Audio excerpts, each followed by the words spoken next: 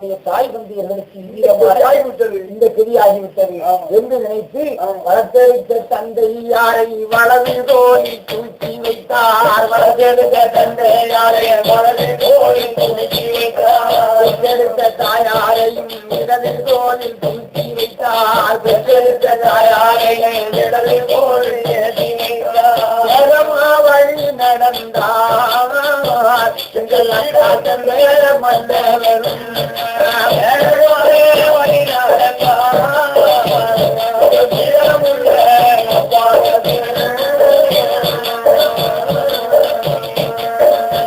காடு வனாந்தரங்கள் பொய்கள் மலைகள் எல்லாம் கடந்து ஒரு சத்திரத்தில் தான் வந்தார்கள்.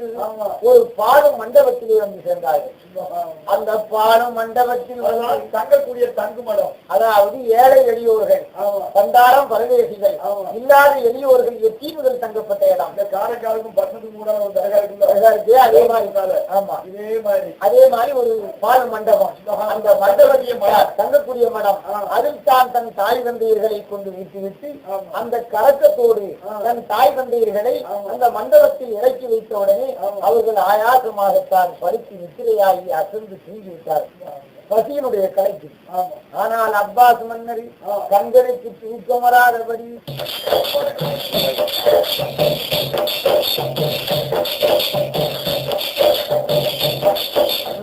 தங்கும் அந்த மண்டபத்தில் சங்கையுள்ள அப்பாசு மன்னர் அந்த மண்டபத்தில் சங்கையுள்ள அப்பாசு மன்னர் மனமதிலை எண்ணம் கொண்டார் எங்கள் அல்லலான அப்பாசவரும் எண்ணம் கொண்டார்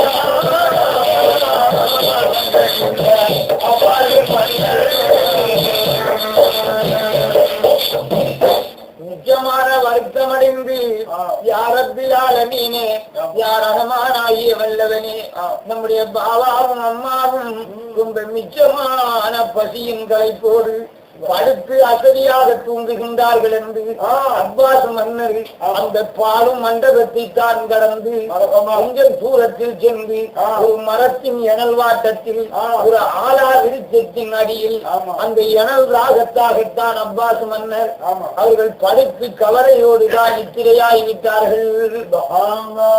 அப்படி படுத்து கவலையாக நிஜமான கவலையை நினைத்துக் கொண்டே இருந்தவர்கள் கண்தான் அசந்து நித்திரையாகிவிட்டார்கள், தூங்கிவிட்டார்கள். அப்படி நித்திரையாக இருக்கும் போது அந்த நேரத்தில் அப்பாஸ் மன்னர் படுத்து தூங்கிக் கொண்டிருக்கக்கூடிய நேரம் பல நிறங்கள் கொண்ட வரண குருவியானது 5 நிறங்கள் கொண்ட ஒரு பஞ்சவர்ணமான நிறைந்த வரிக்குருவியானது வேகமாகத்தான் பறந்து வந்து அந்த மரத்தின் சொப்பிலே உட்கார்ந்து கொண்டு சந்திரனும் சூரியனை போன்று இருக்கும் 14ஆம் பக்கத்து நிலவை போல் ஜொலித்துக் கொண்டிருக்கும் அப்பாஸ் மன்னவனுடைய திருமுகத்தை கண்டு அந்த பட்சியானது அந்த வரணமான வரிக்குருவியானது அந்த மரத்தின் கொப்பை வைக்கும் அப்பாஸ் மன்னனுடைய நெஞ்சகத்திலே வந்து உட்கார்ந்து அப்பாஸ் மன்னனுடைய நெஞ்சகத்திலே வந்து உட்கார்ந்து அந்த குருவியாகப்பட்டது திக்கீர் செய்து கொண்டிருக்கின்றது. அல்லாஹு அல்லாஹு அல்ஹம்துலில்லாஹி அல்லாஹு அல்லாஹு அல்ஹம்துலில்லாஹி அல்லாஹு அல்லாஹு அல்ஹம்துலில்லாஹி அல்லாஹு அல்லாஹு எல்லாம் படைத்தவனே எல்லாம் படைத்தவனே புத்தம் பொருள் காண்பவனே உள்ளும் படைத்தவனே புத்தம் பொருள் காண்பவனே குடி வருவாய் எந்த புறங்குடி நினவாய் குடி வருவாய் எந்த புறங்குடி நினவாய் அல்லாஹு அல்லாஹு அல்ஹம்துலில்லாஹி அல்லாஹு அல்லாஹு அல்ஹம்துலில்லாஹி அல்லாஹு அல்லாஹு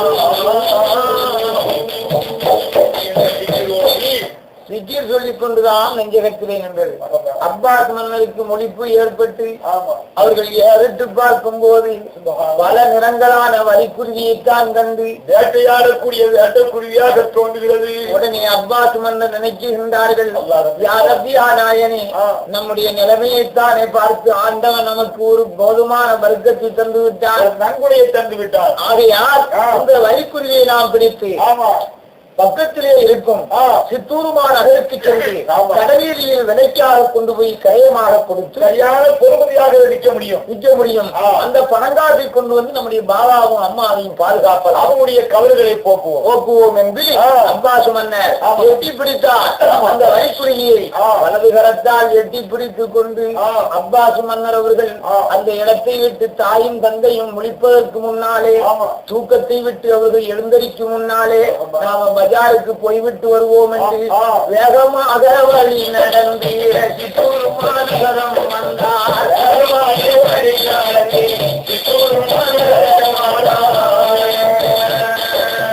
சித்தூர்மாநகர் வழியிலே கடபஜார் வீதியிலே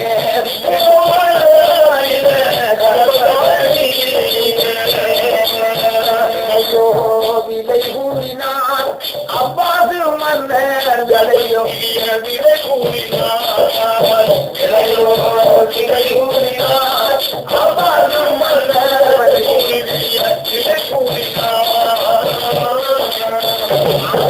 மன்னவர்களே அழகான குருவி வேண்டுமோ, அழகான மன்னவர்களே அழகான குருவி வேண்டுமோ, பல நிறங்கள் கொண்ட வரணக்குருவியும் வேட்டக்குருவியும் வேண்டுமோ, கிடைத்தோ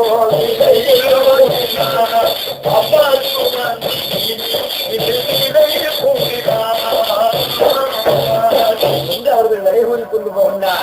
ஆனால் அந்த வரிக்குருவி யாருடைய சொந்தமாக இருக்கும்? அந்த சித்தூர் நகரத்தை அரசாண்டு வரக்கூடிய ஹாரூன் என்று சொல்லக்கூடிய அரசனுடைய குருவியாக இருக்கும். ஆனா ஹாரூன் சொன்ன எச்சு பேரா இருக்கும். அல்லாஹ்வுடைய பாதையில ஒரு ஈக இறக்கம் தயவு தாக்கின ஒன்றும் கிடையாது. எட்டுக்கையால காக்க வரட்ட மாட்டார். அதற்குத்தான் பேரு ஹாரூன் என்று சொல்லப்பட்ட அரசர். அதேபட்ட ஈமான் உள்ளவன். அந்த ஹாரூன் என்ற அரசனுடைய வரிக்குருவியாக இருக்கும், வேட்டையாடப்பட்ட பட்சியாக இருக்கும். ஆனால் 3 தினங்களாகிவிட்டது அவனுடைய கோட்டையை விட்டு அந்த குருவியானது புறப்பட்டு 3 தினங்களாக கூண்டில் போய் அடையவில்லை.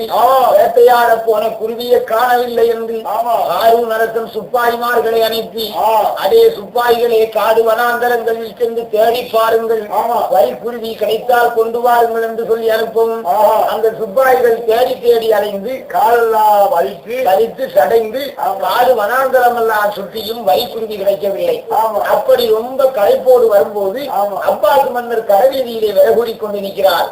காட்சிய சுப்பாய்கள் பார்த்தார், அப்ப கும்பிட போன தெய்வம் குறுக்க வந்துருச்சு என்று எண்ணி அப்பாஸ் மன்னரையும் அந்த கையிலே இருக்கப்பட்ட குருவியையும் கண்டவுடனே இந்த சுப்பாய்களுக்கு ஆங்காரமான கோபம் கொண்டு பிடித்து, இதானா எங்களுடைய ராஜாவுடைய வேட்டையாடப்பட்ட குருவியை களவாடினால் திருட்டு பயிலே சும்மா விட மாட்டோம், எங்களுடைய அரசனுடைய முன்னதாக கொண்டு நிறுத்தி அவருக்கு தகுந்த தண்டனை அளிக்க வேண்டும், உன்னை வெற்றி வீழ்த்த வேண்டும் என்று சிப்பாய்கள் எட்டி பிடித்துக் கொண்டு வேகமா வந்து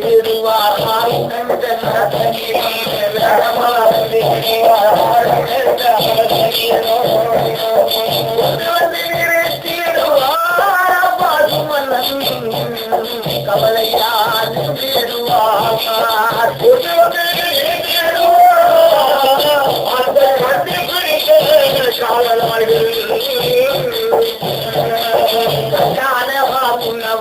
கண்டவன் தானும் கொண்டான்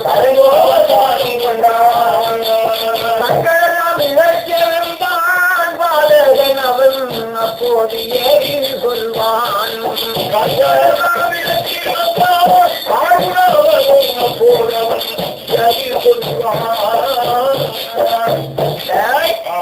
இவன் தானா நம்முடைய புள்ளியை களவாடினவன், இவன் தானா நம்முடைய குருவியை திருட்டுத்தனமாக பிடித்தவன், ஆண்டதும் போராடுவது நம்முடைய கலவுகாரர் வந்து வீதியாக விலகுவதை வந்தனா என்பதாகத்தான் ஹாரூன் அரசன் அதே சிப்பாய்களே அவனை பிடித்து மரத்திலே கட்டி வையுங்கள், அவனை உயிர் போக மட்டிலும் அடித்து மௌத்தாக்க வேண்டும், சாமானியமாக விடக்கூடாது, இவன் ரசூலுல்லாஹ்வுடைய மார்க்கம் என்றும் அறியாமல், 4வது வேதம் என்றும் உணராமல், சத்தியசன் மார்க்கம் என்றும் தெரிந்து கொள்ளாமல், இவன் களவாடின குற்றத்துக்காக இவனை நாமல் கட்டி வைத்து அடித்து மௌத்தாக்க வேண்டும் என்று ஹாரூன் அரசன் ஹுக்கும் கொடுத்தார்.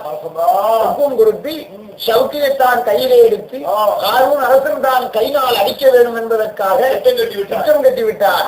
அப்பாஸ் மன்னரை மரத்திலே கட்டி வைத்திருக்கின்றது.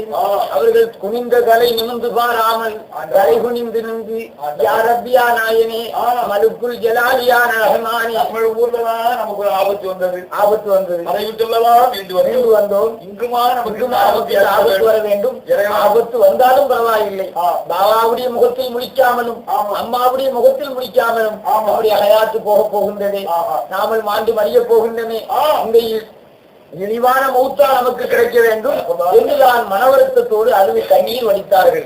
அப்போது ஹாரூன் அரசன் இவர்கள் வடிக்கக்கூடிய கண்ணீரும் இவருடைய தங்கடங்களையும் பார்த்து, ஓய் பாலகரே, நீர் எதற்காக அழுகின்றீர், நீர் கண்ணீர் வடிக்கும் காரணம் என்ன, எந்த ஊரு, என்ன பேரு, எங்கிருந்து வந்தீர் என்றுதான் ஹாரூன் அரசன் கேட்டார்.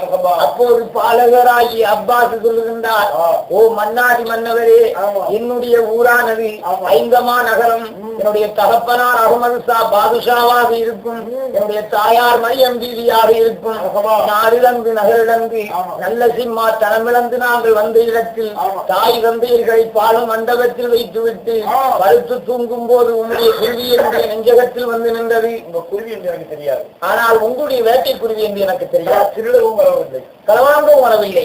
இந்த குருவியை பிடித்து விளையாடி அதில் கிடைக்கப்பட்ட பொருளை கொண்டு நம் தாய் தந்தையர்களை பாதுகாக்கலாம் என்று நினைத்தேன். இதுதான் உண்மை என்று அப்பாஸ் மன்னர் சொன்னார்கள். அகமது ஷா என்று சொன்ன உடனே இந்த அகமது ஷா என்ற பேர்நாமத்தை கேட்டு அந்த சண்டாள பாதகனாகிய ஹாரூன் என்ற அரசன் அந்த அகமது ஷா மன்னருக்கு பாருங்கள், அந்த திருநாமத்தை கேட்டவுடனே கையிலே இருந்த சவுக்கையை தான் கீழே போட்டு விட்டு அவன் ஆடி கிரு கிருச்சி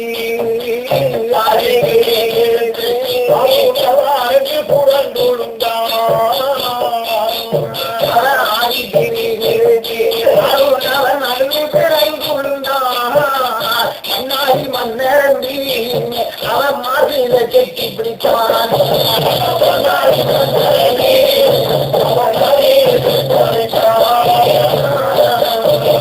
கட்டி அணைத்திடுவான், ஹாரூன் அவன் கண்ணீர் வடித்திடுவான், கட்டி அணைத்திடுவான், ஹாரூன் அவன் கண்ணீர் வடித்திடுவான்.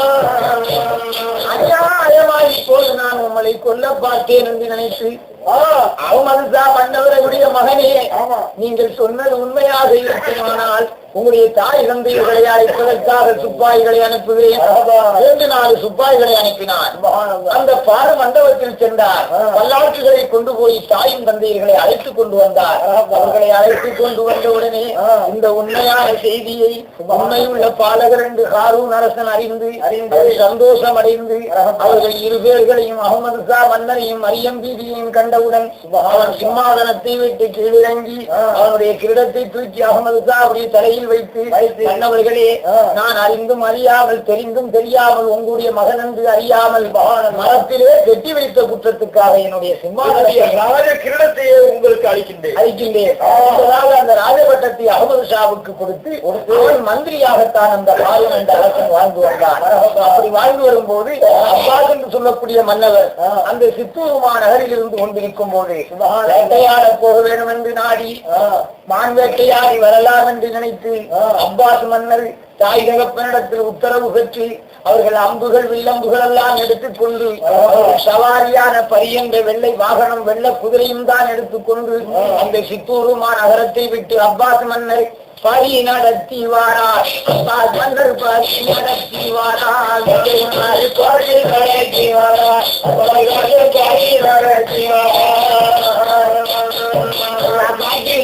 மர கண்டதும் ஓடிட கழிதமான் மர கண்டதும் ஓடிட கழிய வேதாரம் பதவிய வாங்கிட கழிய ஓடிட பேரும் பார்த்து கங்கூசிட பாருங்கிட கிடைந்து பையூர் நடிங்கிட பாடி நடத்தி வரார் மன்னன் பாடி நடத்தினார் பாடி நடத்தினார் பாடி நடத்தினார்